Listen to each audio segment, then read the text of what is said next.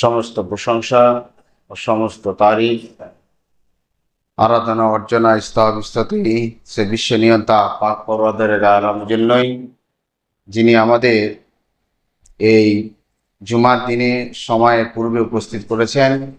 সে আল্লাহ সুবহানাহু ওয়া তাআলার লাখ কোটি প্রশংসা, তার সম্মানের মতো প্রশংসা, তার ইজ্জতের মতো প্রশংসা সকল বলে আমরা আলহামদুলিল্লাহ।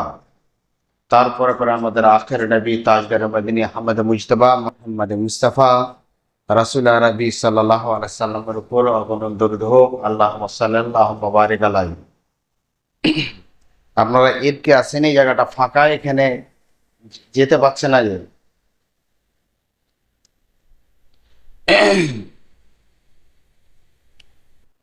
এদিকে খালি, এদিকেও ও ঢুকতে পারে না।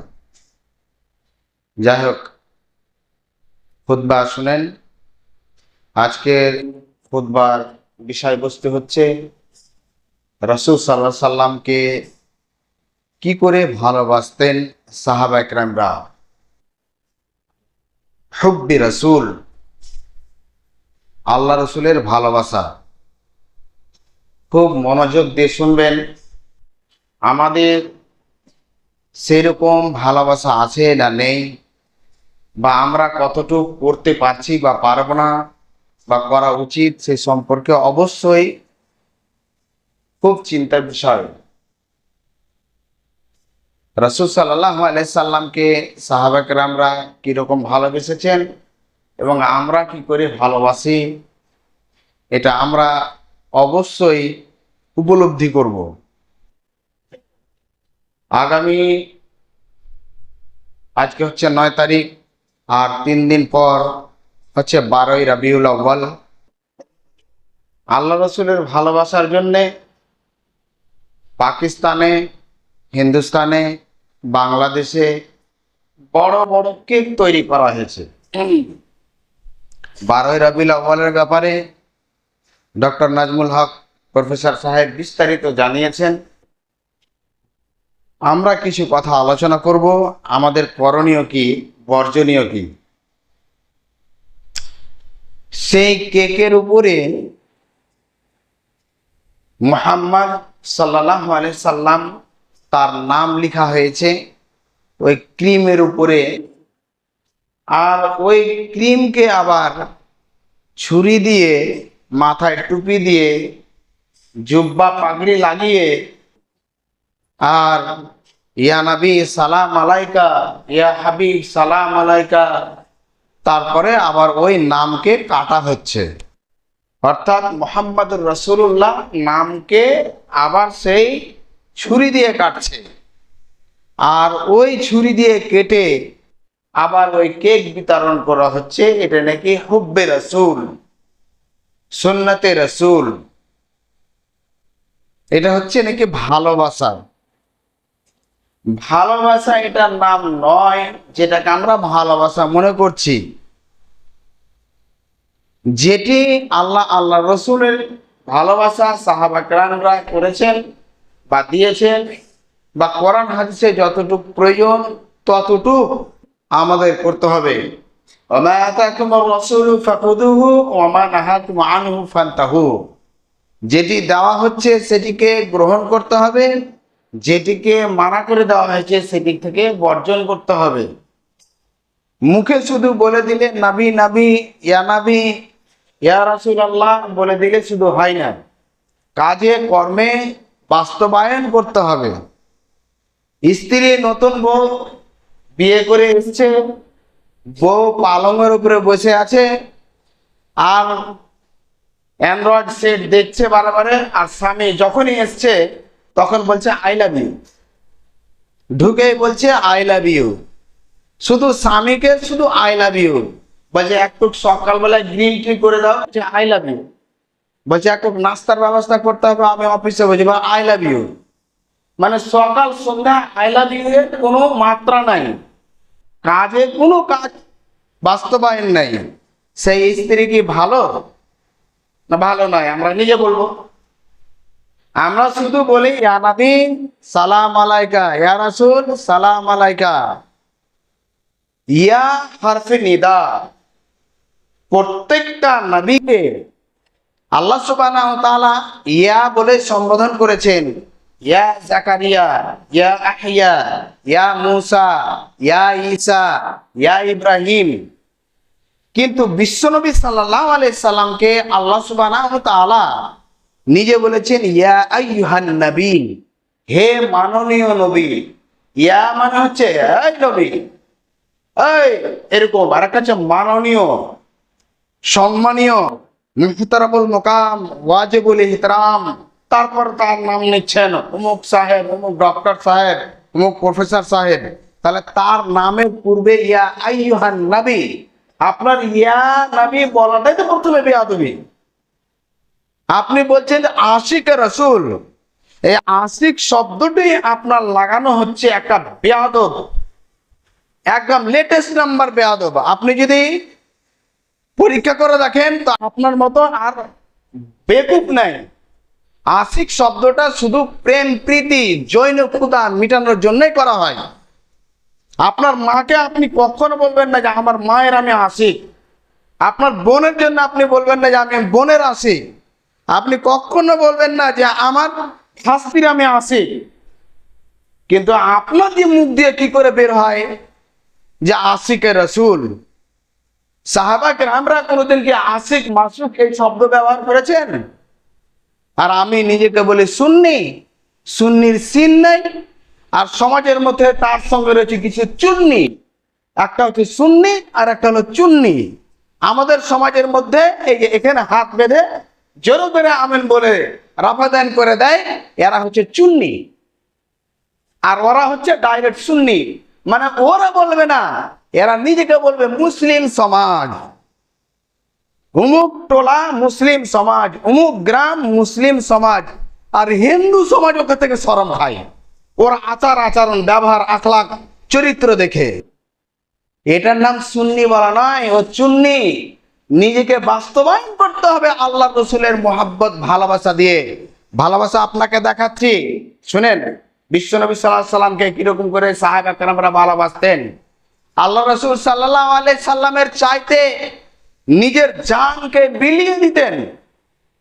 উমর ইবনুল খাত্তাব রাদিয়াল্লাহু তাআলা আনহু, মুসলিমের হাদিস। আল্লাহ রসুল সাল্লাল্লাহু আলাইহি সাল্লামের পাশে বসে আছেন। বসে থাকা অবস্থায় আল্লাহ রসুল সাল্লাল্লাহু আলাইহি সাল্লামকে বলছেন, আল্লাহ রসুল, লা ইউমিনু আহাদুকুম হাত্তা আকুনা হাব্বা ইলাইহি মিন ওয়ালিদিহি ওয়া ওয়ালাদিহি ওয়ান নাসি আজমাইন। ওই ব্যক্তি কখনো মুসলমান হতে পারে না যে ব্যক্তি নিজের ছেলে, মেয়ে, আত্মীয় স্বজন, পাড়া প্রতিবেশী, পৃথিবীর সমস্ত লোকের চাইতে আমাকে না ভালোবাসবে, ততক্ষণ পর্যন্ত সে মুমিন হতে পারে না। উমর ফারুক রাদিয়াল্লাহু তাআলা বলছেন, আল্লাহ রাসূল, আমি আপনাকে আমার সমস্ত লোকের চাইতে, নিজের ছেলে, মেয়ে, আত্মীয় স্বজন, পাড়া প্রতিবেশী সমস্ত লোকের চাইতে আপনাকে আমি ভালোবাসি। আমার কি ঈমান পূর্ণ হয়েছে? বিশ্বনবী সাল্লাল্লাহু আলাইহি সাল্লাম বললেন উমর ফারুক রাদিয়াল্লাহু তাআলাকে, যে তোমার এখনো ঈমান পূর্ণ হয়নি।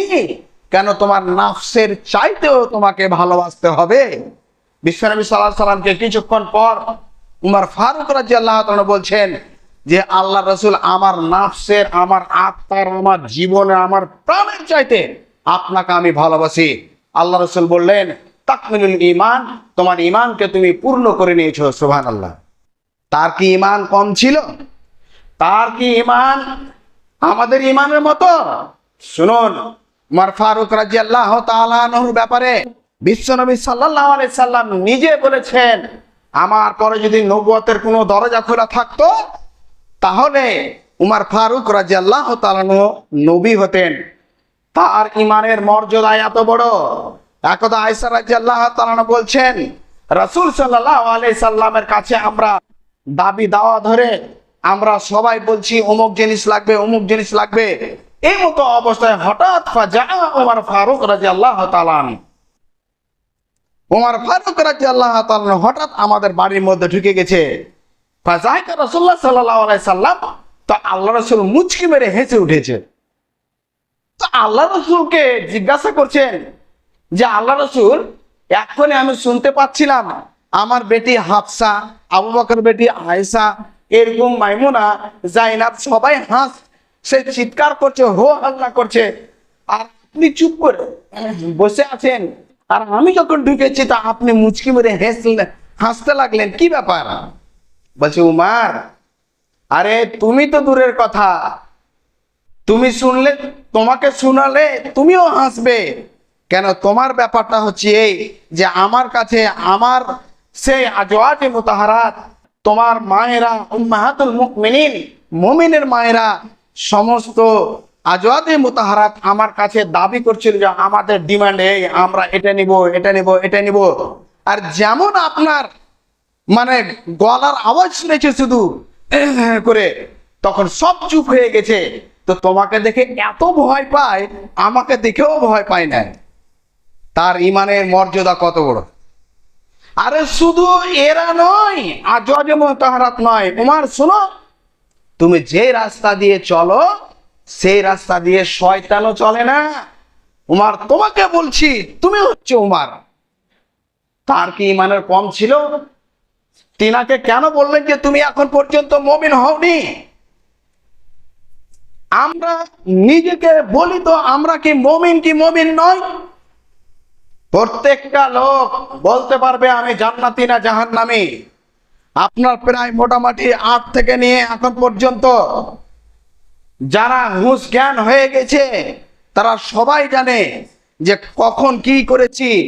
আমরা যারা বৃদ্ধ হয়ে গেছি তারা চায়ের দোকানে, পাড়াতে, কোনো জায়গায় বসে, টি স্টলে বসে আমরা আলোচনা করি, বা কোনো সভাতে গিয়ে বসে বসে আলোচনা করি যে জানিস যখন আমরা ওই তাস খেলছিলাম আর তোর বাপ এসছিল, তখন আমরা কি করেছিলাম, ভিতর দিক থেকে দরজা লাগিয়ে দিয়ে আমরা তালি ফুটা করে পালিয়ে গেছিলাম, মনে হয়েছে?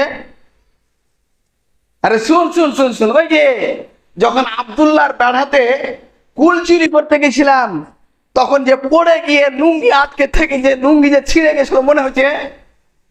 তাহলে তখনও মনে হয়। আর আপনার মনে হয় না এটা জায়েজ আর এটা না জায়েজ, আপনি কি করেছেন না করেছেন? আপনি একবার শুধু চোখটা বন্ধ করে দেখেন, আপনি জান্নাতে কি জাহান্নামী, সুন্নাতের উপরে চলছেন কি চলেন না, কারোর কাছে ফতোয়া নেওয়ার দরকার নেই। রাসূল সাল্লাল্লাহু আলাইহি সাল্লামের ভালোবাসা দেখেন। আব্দুল্লাহ ইবনে ওমর রাদিয়াল্লাহু তাআলা আনহু মক্কায় যাচ্ছেন, মক্কার মদিনার মধ্যে একটা গাছ পড়ে, ইবনে ওমর রাদিয়াল্লাহু তাআলা আনহু সে গাছের তলে বসে গেলেন। তার সাহাবায়ে কেরাম অর্থাৎ তার বন্ধুরা তাকে জিজ্ঞাসা করলেন, হে ইবনে ওমর, আপনি তো কিছুক্ষণ পূর্বেই আপনি বসলেন আর আবার এসে আবার এখানে বসলেন, আমাদের উট ছাড়তে, আবার কাজাবা উঠাতে, আবার বিভিন্ন রকমের জিনিসপত্র নামাতে আর চড়াতে আমাদের তো অসুবিধা হয়, কারণ কি? আপনি বসলেন কেন এবং বসেন কেন? আপনি যখন মক্কাতে যান তো এই গাছের তলায় বসেন কেন? ইবনে ওমর রাদিয়াল্লাহু তাআলা বলছেন, ও আমার সঙ্গী সাথী শুনো, এই গাছের তলার বসার আমার কোনো কারণ নেই। এই গাছ আমাকে কোনোদিন উপকার করতে পারবে না, কোনোদিন আমাকে নুকসানও দিতে পারবে না, ক্ষতিও করতে পারবে না। কিন্তু প্যারা হাবিব মুহাম্মদুর রাসূলুল্লাহ সাল্লাল্লাহু আলাইহি সাল্লামকে দেখেছি যে এই গাছের তলায় আরাম করেছিলেন, বিশ্রাম করেছিলেন। তার আমি অনুকরণের জন্যে, পদাঙ্কনের জন্যে, ইত্তেবার জন্যে, হুব্বে রাসূলের জন্যে আমি এই গাছের তলায় বসেছি। একে বলা হয় হুব্বে রাসূল, একে বলা হয় মুহাম্মদের রাসূলের প্রিয়, এইকে বলা হয় রাসূল সাল্লাল্লাহু আলাইহি সাল্লামের পদ অঙ্কন। আপনাকে কি দিয়ে বুঝায় আল্লাহর রাসূলকে তারা কতটুকু ভালোবাসতো? বিশ্বনবী সাল্লাল্লাহু আলাইহি সাল্লামের ব্যাপারে আনাস রাদিয়াল্লাহু তাআলা বলছেন, আমরা একদা এক দর্জির বাড়িতে বিশ্বনবী সাল্লাল্লাহু আলাইহি সাল্লামকে নিমন্ত্রণ দেওয়া হলো।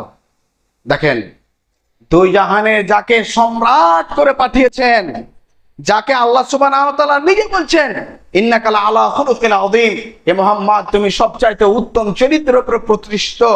বিশ্বনবী সাল্লাল্লাহু আলাইহি সাল্লাম নিজেই মুখে বলেছেন লাইতুম্মা মাকারিমাল আখলাক, আমি পূর্ণতা, চরিত্রের পূর্ণতার জন্য আমি এসেছি। সেই নবীকে, যে নবী কিয়ামতের মাঠে আল্লাহ রাসূল বলছেন সমস্ত লোক নাফসি নাফসি নাফসি নাফসি করবে, আমিও সাজদা রো হয়ে থাকবো, সাজদায় পড়ে থাকবো। তারপরে আমাকে বলবে ইরফা রাসাক ইয়া মুহাম্মদ, মুহাম্মদ তোমার মাথাটা উঠাও, ইসফাতু সাকালাক, তুমি সুপারিশ করো, তোমার সুপারিশ গ্রহণ করা হবে। তারপরে বিচারই শুরু হবে। এই হচ্ছে মুহাম্মদুর রাসূলুল্লাহ। তিনার মতো সম্রাট, তিনার মতো সেই সম্মানীয় ব্যক্তি যিনি হচ্ছেন মুহাম্মদুর রাসূলুল্লাহ খাতামুন নবীন, মুহাম্মদুর রাসূলুল্লাহ সাল্লাল্লাহু আলাইহি ওয়াসাল্লামকে একজন সাধারণ লোক যিনি হচ্ছে কি দর্জি, তিনাকে শুরু করেছেন কি দাওয়াত। তিনি গেলেন, উনি বলছেন, আনাস বলছেন, আমি রাসূল সাল্লাল্লাহু আলাইহি ওয়াসাল্লামের খাদিম, আমার মা আমাকে খাদিম স্বরূপে আল্লাহ রসুলের কাছে রেখেছিলেন।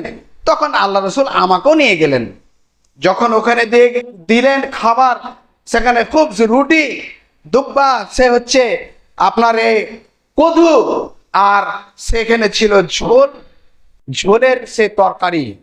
সেই ঝোলের তরকারি যখন ওই রুটির উপরে দিয়েছে, তখন সেই কদুগুলো একদিকে হয়ে গেছে। আল্লাহ রাসূল সাল্লাল্লাহু আলাইহি ওয়াসাল্লাম এক সাইড থেকে কদুগুলোকে উঠাচ্ছেন আর উঠিয়ে উঠিয়ে একদিকে রাখছেন, সেটাকে গ্রহণ করছেন। আমি সেদিন থেকে কদুকে এত ভালোবাসি, কেন আমার রাসূল সাল্লাল্লাহু আলাইহি সাল্লাম কদুকে ভালোবাসতেন, তরকারিকে ভালোবাসতেন। আমি তার জন্যে এই কদুকে আমি গ্রহণ করেছি। দেখেন, এটা দুনিয়াবী বিষয়, তথাপিও আল্লাহ রসুলের কত অনুকরণ করছেন, আল্লাহ রসুলকে কত ভালোবাসছেন, আল্লাহ রসুলকে কিরকম করে মানেন, আল্লাহ রসুলকে কিরকম করে তারা অনুকরণ করেছেন। আর আজ আমরা যদি শুধু বলা হয়, রাসূল সাল্লাল্লাহু আলাইহি সাল্লাম বলছেন যে ওয়াফুল লাহইয়া ওয়া কাশশু শারিব, তোমাদের দাড়িগুলোকে বড় করে দাও, মোজগুলোকে ছোট করে দাও। তো আমরা দাড়ি যদি রাখি, তাহলে কার মতো রাখবো? শাহরুখ খানের মতো। কার মতো রাখবো? সেই সালমান খানের মতো। কার মতো রাখবো? চুল এই আমির খানের মতো রাখবো। এটা আমরা দাড়ি রাখি কার মতো? আল্লাহ রসুলের মতো রেখেছি? আমরা জিজ্ঞাসা করি তো, আমরা অন্তরকে বলি তো যে আমরা কি করে রেখেছি, কি করেছি। আপনাকে ভালোবাসি। বিশ্বনবী সাল্লাল্লাহু আলাইহি সাল্লাম বলছেন যে কিয়ামতের মাঠে তো দূরের কথা, এই দুনিয়াতে তার উপরে গজব নাযিল হয় যে ব্যক্তি টাকনোর নিচে কাপড় রেখেছে। আপনি কোথায় কাপড় রাখেন বলেন তো? আপনি নাকি দায়িত্বশীল সমাজের, আপনি নাকি নেতা, আপনি নাকি মাথা, আপনি নাকি মডল, আপনি নাকি সর্দার, আপনি নাকি ইমাম সাহেব। ইমাম সাহেব আপনার লজ্জা হয় না? ইমাম সাহেব আপনার শরম হয় না? আপনার কি হায়া নেয় যে আপনি ইমামের মসল্লাতে এসে আপনি পায়জামা গোটান? তার আগে আপনার শরম হয়নি? হ্যাঁ, কি হবে? আপনাকে এতটুকু বলতে পারে যে আপনি আনস্মার্ট, আপনাকে এরকম বলতে পারে যে আপনি মডার্ন নন, আপনাকে এটাকে বলতে পারে যে আপনি হচ্ছেন ওল্ড মডেল। এটাই তো। শুনেন, আবু দাউদের হাদিস, বিশ্বনবী সাল্লাল্লাহু আলাইহি সাল্লাম বলছেন, মান তাশাব্বাহা বিকওমিন ফাহুয়া মিনহু, যে ব্যক্তি, যে গোষ্ঠী, যে লোক যার অনুকরণ করবে, কিয়ামতের মাঠে তার সঙ্গে উঠবে। এবার আপনি বলুন যে আপনার চুল কাটার পরে এখান থেকে একটা কেচি দিয়ে এখান থেকে আপনার ভুরু পর্যন্ত কেটে দিয়েছেন, এটা আল্লাহ রাসূল করেছে কি করেনি? কে করেছে? ওর সঙ্গেই উঠবে, আপনি ওর সঙ্গেই উঠবেন, চিন্তা করতে হবে না। বিশ্বনবী সাল্লাল্লাহু আলাইহি সাল্লাম মসজিদে নামাজের জন্য এলেন। আল্লাহ রাসূল সাল্লাল্লাহু আলাইহি সাল্লামকে একজন সাহাবী বলছেন, মাতা ইয়া রাসূলুল্লাহ, আল্লাহ রাসূল কিয়ামত কখন হবে? আল্লাহ রাসূল সাল্লাম কোনো জবাব দিলেন না। আল্লাহ রাসূল নামাজে দাঁড়িয়ে গেলেন। ফাসাল্লা রাসূলুল্লাহ সাল্লাল্লাহু আলাইহি সাল্লাম, আল্লাহ রাসূল নামাজ পড়িয়ে দিলেন। তারপরে বললেন যে কই ওই ব্যক্তি, যে ব্যক্তি কিয়ামত সম্পর্কে প্রশ্ন করছিল, কই গো? তখন তিনি বলছেন যে আনা ইয়া রাসূলুল্লাহ, আমি কিয়ামতের ব্যাপারে আমি প্রশ্ন করছিলাম।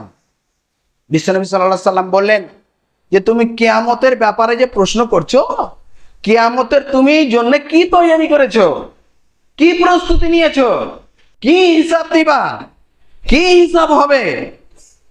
তখন সেই সাহাবী বললেন যে আল্লাহ রাসূল, আমি ওরকম কিছু ভালো কাজ করিনি, কিন্তু আমি আপনাকে খুব ভালোবাসি, আপনাকে অনুকরণ করি।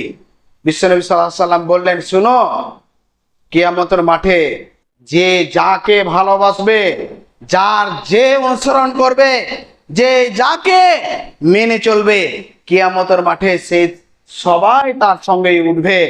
সাহাবা কেরামরা বলছেন, ইসলাম নিয়ে আসার পরে, হিজরতের পরে, ওই দিনের আগে যত খুশি হয়েছিল আর কোনোদিন হয়নি। সেই দিনে এত খুশি হয়েছিল যে যাকে ভালোবাসি তার জন্য জীবন প্রাণ দিয়ে এখানে চলে এসেছি, তাহলে আল্লাহ রাসূল মৃত্যুর পরেও আমাদের সঙ্গে হবে।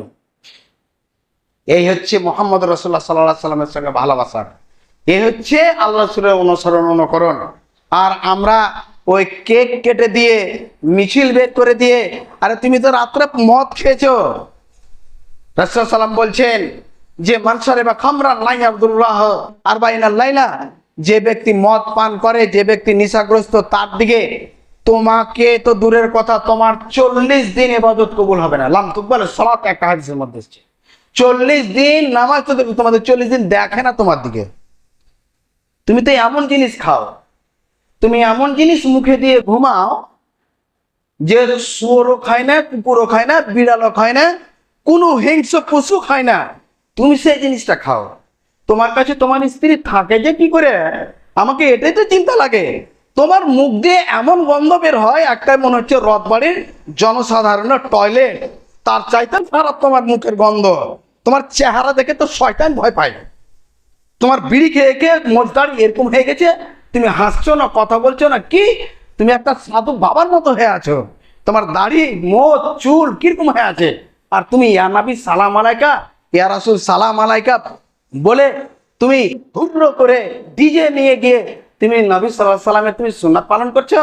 বাপের বাপপতি, দাদার সম্পত্তি তুমি পেয়ে নিয়েছো, এরকম মুহাম্মদের রাসূল। জেনে রাখো, মরতে হবে, কিছুদিন পরেই মরতে হবে। ওই ক্ষমতা থাকবে না। ক্ষমতা ছিল যে আজ থেকে নিয়ে ফেরাউনের ক্ষমতা ছিল, নমরুদের ক্ষমতা ছিল। দেখেন 36 বছর ধরে এই সমাজের মধ্যে, বিশেষ করে আমাদের ওয়েস্ট বেঙ্গলের মধ্যে কালমাস যে হচ্ছে বামপন্থীরা, তাদের সমাজ ছিল। তারপরে কংগ্রেস করে গেল। এখন চলন্ত যে পার্টি হচ্ছে যে বিজেপির, তাদেরও ক্ষমতা আছে।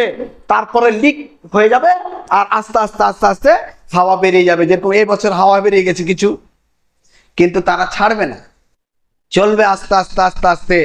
এই মুসলমান উম্মতে মুহাম্মাদিয়া নিজেকে বলে মুহাম্মদ রসুলের আমি ভালোবাসা।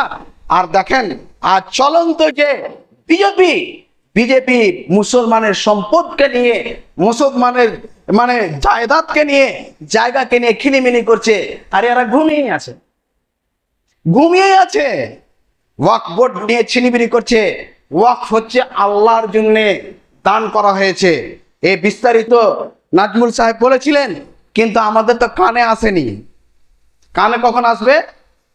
যখন পিছার উপরে পাড়াপাড় করবে, কত কত যখন দৌড়বেন কিনা, তখন বুঝা যাবে যে কবরস্থানে মাটি দেওয়া যাবে না, ঈদগাহে নামাজ পড়ানো যাবে না, মসজিদ আমাদের অধীনে চলবে, মাদ্রাসা আমাদের ডাইরেক্টরে চলবে। তখন ওই যে মাইমার ঠিকেন ঘাড়ে বাহক করে পালাবেন যখন, আর দিবেন চূরণ, তখন বুঝতে পারবেন যে কি মজা আছে।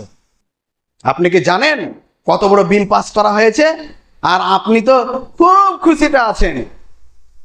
আর সবচাইতে বড়, সবচাইতে ক্ষতি শুধু আল্লাহ রসুলকে মানে না, তার জন্যে। আপনি যদি সুন্নাতের অনুকরণ যদি না করেন, দেখেন আপনাকে ছোট্ট করে আপনি তুলে ধরছি, যেটি হচ্ছে মুহাম্মদ রাসূলুল্লাহ সাল্লামের একটা কথা না মানার কারণে উহুদের যুদ্ধে তৃতীয় হিজরিতে বিশ্বনবী সাল্লাল্লাহু আলাইহি সাল্লাম উহুদের প্রান্তে যুদ্ধ করছেন। রাসূল সাল্লাল্লাহু আলাইহি সাল্লাম রুমা পাহাড়ের উপরে 70 জন সাহাবীকে রাখলেন। আল্লাহ রাসূল এদিকে ঘুরে গেলেন। রাসূল সাল্লাল্লাহু আলাইহি সাল্লাম শুধু একটা কথা বললেন যে তোমরা ওখান থেকে নামবে না যতক্ষণ পর্যন্ত আমরা নামতে না বলবো। বিশ্বনবী সাল্লাল্লাহু আলাইহি সাল্লাম যুদ্ধ করছে, এমতো অবস্থায় কাফেররা ভাগতে শুরু করেছে, গনিমতের মাল সব পুড়াচ্ছে। আল্লাহ রাসূল সাল্লাল্লাহু আলাইহি সাল্লামের এই অবস্থা দেখে সবাই যে আমরা জয়, ওখান থেকে তাদের মধ্যে আলোচনা করতে লাগলো। আল্লাহ রাসূলের উদ্দেশ্য ছিল এই জয় করা, এখন তো আমাদের জয় হয়ে গেল, আমরা নেমে যাই। যেরকমই নামছে খালিদ বিন ওলীদ, তখন সিফে সালার কাফেরদের প্লাস করে একদম যুদ্ধ পাল্টে ঘুরিয়ে পিছন দিক থেকে হামলা করে সঙ্গে সঙ্গে 70 জন শহীদ করে দেওয়া হলো। কেন? নিজের বিবেক বিবেচনা শুধু লাগালেন তার জন্য, যে মনে হয় এরকম আল্লাহ রসুল বলছেন যে তোমাকে বিবাহতে এই থুবড়ার অনুষ্ঠান করতে হবে না। হয় তো কোনো মানা যায়? আরে আংটি পরা চলবে না, বলছে হয় ছাড়ে তো, অত কি মানা যায়? তুমি নাকি আহলে হাদিস, আহলে হাদিসের বাচ্চা, আহলে হাদিস খালি স্বামী আল্লাহ বলে দিলে আহলে হাদিস হয়ে যাবে। আহলে হাদিস আল্লাহ রসুলের মোহাব্বত, ওকে বলছে যে মেয়েদের কাছে বিবাহ পড়ানো যাবে না, এখানেই পড়াতে হবে। বলছি এত কি মানা যায়?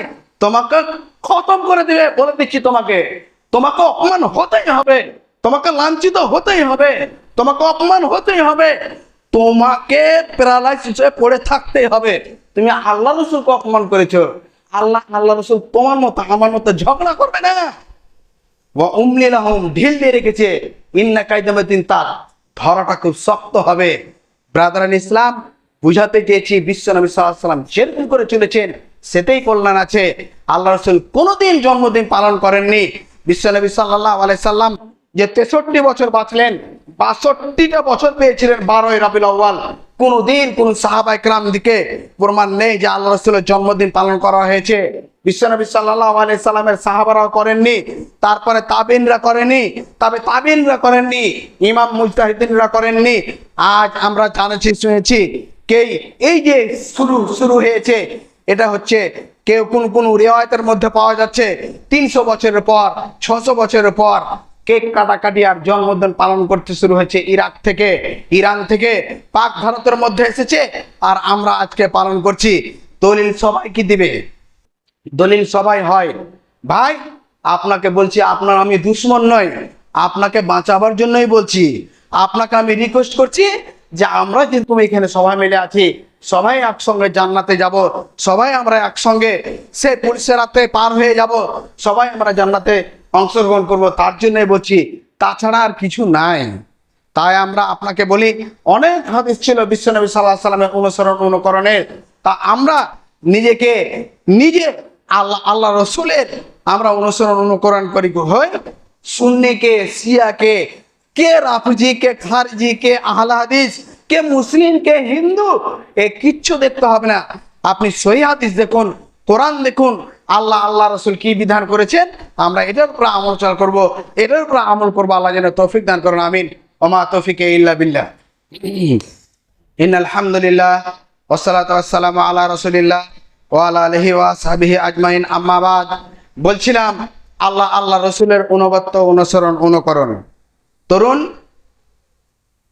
একটা কথা বলি, এই তরুণদেরকে বিশেষ করে, অনেকজন আছেন যাদের বিবাহ এখনো হয়নি, বিবাহ হবে। রিকোয়েস্ট করে বলছি, বিশেষ করে একটু দেরি হলে দুটো হাদিস বলবো। আল্লাহ রসুলকে আপনি ভালোবাসেন তো, যারা 5 ওয়াক্তের নামাজ পড়ছেন তাদেরকে বিশেষ করে বলি যে আপনাকে তো বলা হয় না যে আপনি উহুদের মাঠে গিয়ে আপনি জীবনটা দেন। বিশ্বনবী সাল্লাল্লাহু আলাইহি সাল্লাম বলছেন যে নামাজের পরে যখন সালাম ফিরে দেয় তখন তোমার ওই জায়গা থেকে তুমি ফিরো না, অর্থাৎ ওই জায়গা থেকে বের হয়ে না। তুমি যদি ওই জায়গা থেকে বেরিয়ে যাও তাহলে তোমার জন্য ফেরেশতা দোয়া করবে না। আর তুমি যদি ওই জায়গাতে বসে থাকো তাহলে তোমার জন্য 3টা লাভ। নাম্বার 1, তোমার জন্য ক্ষমার দোয়া হবে, জাল্লাত আলাইহিমুল মালায়েকা ওয়া সাকানাত আলাইহির রহমা, ফেরেশতা তোমাদেরকে ঢেকে রাখবে, আর আল্লাহর পক্ষ থেকে রহমত হবে। তোমার জন্য ফেরেশতা দোয়া করবে, আল্লাহুম্মা গফির লাহু ওয়ারহামহু, আল্লাহ তার উপর রহম করো, তার ক্ষমা করো, আর যেই জিনিসটা চেয়েছে সেই জিনিসটা তাকে দিয়ে দাও। এই 3টে দোয়া করবে। কার জন্য? যে ব্যক্তি সালাম ফেরার পরে ওই জায়গাতে বসে থাকবে, তাসবিহ তাহলিল করবে, ওখান থেকে ফিরবে না। আমরা যারা 5 ওয়াক্তের নামাজ পড়ি বা আমরা যখনই পড়ি, আমরা এতটুকু করতে পারবো না? ইনশাআল্লাহ আমরা করতে পারবো। আর একটা আমি আবেদন রাখছি তরুণদের, এখন বিবাহ শুরু হচ্ছে, ঠান্ডার মৌসুম আসছে, বিশেষ করে বলি বরযাত্রী নামে বরযাত্রীকে নিয়ে যান না, ডাকাতি খাওয়াতে নিয়ে যান না, এই বরযাত্রীকে নিয়ে যান না। আপনার হাসর কিন্তু হবে ওই অমুসলিমদের সঙ্গে। আল্লাহ রসুল এরকম করে নিয়ে যায়নি।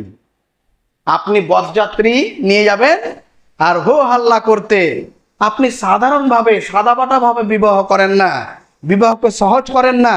আপনার জন্যে ওই মেয়ের বাবা বিপদে আর আপনার সমাজও বিপদে।